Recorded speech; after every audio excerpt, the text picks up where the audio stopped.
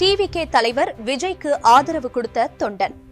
செய்கிறாங்களோ செய்யலையோ, மற்றவங்க சொன்னால் அவருக்கு என்ன அரசியல் தெரியும், இவருக்கு என்ன அரசியலுக்குன்னு எதனா ஸ்கூல் இருக்கான்னா நான் கேட்குறேன்.